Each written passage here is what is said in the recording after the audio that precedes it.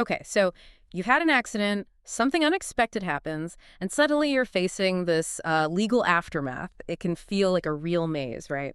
Super confusing, leaving you with tons of questions, lots of uncertainty. This deep dive, well, we want it to be your shortcut. We're tackling the most common questions about personal injury law, specifically here in Pennsylvania. We've looked at real situations, expert takes, trying to cut through all that noise. Our goal today, pretty simple. Give you the key info to protect your rights, help you make smarter decisions, and maybe avoid some common traps without getting too bogged down. So, let's just jump right in. The first big one. After an injury, do you really need a lawyer? Or can you handle it yourself? You know, it's really highly recommended. It truly is. And Yeah. what's interesting, studies actually back this up pretty strongly. They show that people who get a personal injury lawyer tend to settle for, well, significantly more money. We're talking an average of maybe 3.5 times more than folks who go it alone. 3.5 times. Wow, that's substantial. It is. And it's not just about knowing the specific laws, though that's part of it. It's also about navigating the, let's say, unwritten rules. Insurance companies, they often have tactics, sometimes pretty aggressive ones. They might give a low offer right away to someone without a lawyer, kind of banking on the fact that you don't have the legal backup to push back hard. Right. They know you're probably not equipped to fight them effectively on your own. Exactly. Yeah. So a lawyer isn't just a guide through the maze. They're kind of your counterweight. They level the playing field against a system that's often trying to minimize what they pay out. They know what losses are actually compensable, things you might not even think of. And they have access to experts, strategies, things you likely wouldn't uncover yourself. Plus, and this is key, most work on contingency. Meaning no upfront cost. Correct. Zero upfront cost. Right. It makes getting legal help possible for almost anyone. They only get paid if you get a settlement or win your case. Okay, that definitely makes a strong case for getting representation. It also brings up, well, another really important question. I think a lot of us assume there's some kind of formula, like an online calculator maybe, to figure out what a case is worth. Is that just wishful thinking? Yeah, that's a very common misconception. A huge one, actually. There really isn't a simple settlement calculator. Yeah. The value, it hinges on several very specific, very personal factors. Like what sort of things? Well, first off, the injury itself. How severe is it? What kind is it? Obviously, catastrophic injuries, think amputations, serious brain injuries. Those naturally lead to higher values because the impact on your life is just so massive and long-lasting. Needing surgery is another big one. That alone can boost potential compensation significantly, sometimes by 50%, even up to 200%, depending on the surgery. Okay, so medical severity is huge. What else? Lost wages, medical bills, those are the more obvious ones, the economic damages. But then there's pain and suffering. And that's not just a number pulled out of thin air. It's trying to capture how your life has fundamentally changed, your daily activities, your emotional state, the enjoyment of life. That sounds much harder to quantify. It is. It's very subjective, but very real. And then there's something called venue. That's simply the county where you file the lawsuit. Believe it or not, juries in different places can react differently. Big cities like Philadelphia, for example, sometimes tend to award more than juries in, say, more conservative rural counties. It's a factor lawyers definitely consider.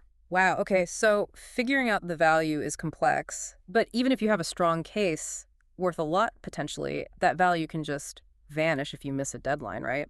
It sounds like these timelines are absolutely critical. What's the risk if you just sort of wait and see? You've hit on a really crucial point there, the timeline. This raises that important question.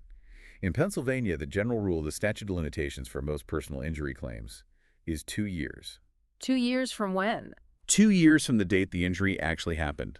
That's the deadline to file the lawsuit. And if you miss that deadline, well, your case is almost certainly getting dismissed. Doesn't matter how valid your claim was, it's a strict cutoff. Ouch. So waiting is really risky. Are there exceptions? There are.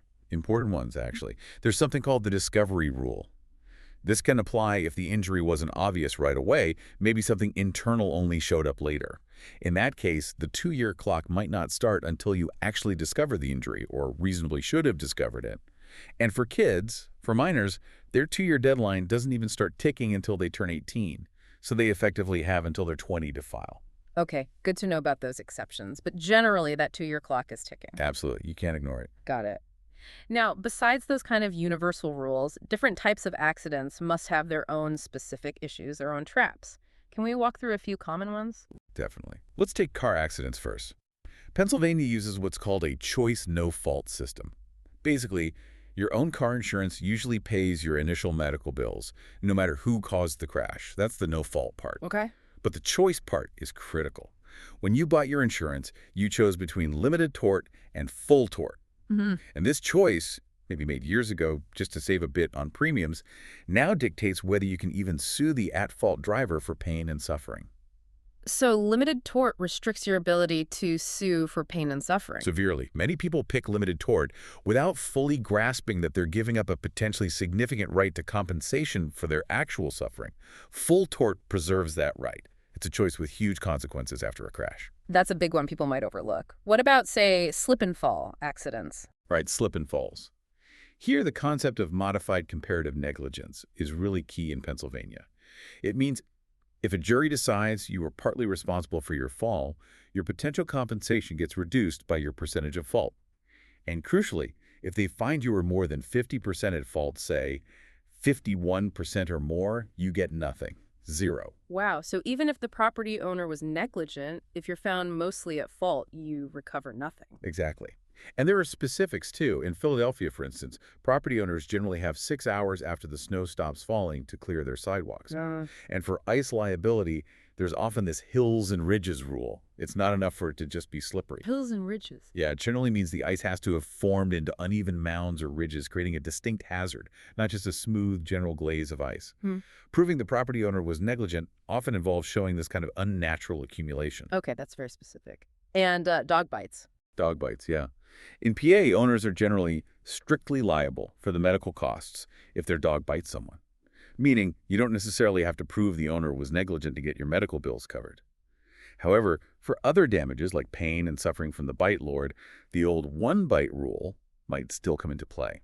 That means you might need to show the owner knew, or should have known, the dog had aggressive tendencies, maybe from a past incident. Fascinating how nuanced these rules get depending on the situation. It really highlights why getting specific advice is probably smart. But are there some core mistakes people make, sort of universal things to avoid no matter what kind of accident it was? Oh, absolutely. Several big ones apply across the board. First, and this is huge, never ever admit fault at the scene. Don't apologize. Don't say it was my fault. And definitely don't give a recorded statement to the other person's insurance adjuster without talking to your own lawyer first. Anything you say can absolutely be twisted and used against you later. Right. Keep quiet until you have advice. What else? Seek medical attention. Immediately. Even if you feel okay right after. Some serious injuries like whiplash, concussions, internal injuries, they don't always show symptoms right away. Delaying treatment not only harms your health, but it creates a gap that insurance companies love to point to saying, see, they weren't hurt that bad. It also creates that vital medical record. Document everything, I assume. Meticulously. Photos are key to the scene. Your injuries, any property damage like cars. Get names and contact info for witnesses. Keep detailed notes about the incident itself and how your recovery is going. Save all medical bills, receipts, records. The more evidence, the stronger your position. Makes sense. Any other pitfalls? Yeah, one more common thing, especially with slip and falls sometimes, you might get suspicious letters from law firms shortly after an incident, maybe suggesting they represent the property owner or something. Don't engage directly. If you get anything like that, send it straight to your own insurance company or your lawyer if you have one. Let them handle it. That's really solid advice. It's definitely a lot to keep track of, but knowing these key areas, these common mistakes to avoid, it really can make a huge difference in protecting yourself after something unexpected happens. Absolutely. At the end of the day, the main takeaway is pretty straightforward. You need to be proactive, protect yourself with knowledge, be thorough with documentation. It's paramount. It really forces you to think, doesn't it? What crucial piece of information might you be overlooking right now that could completely change your path to justice if something unexpected were to happen?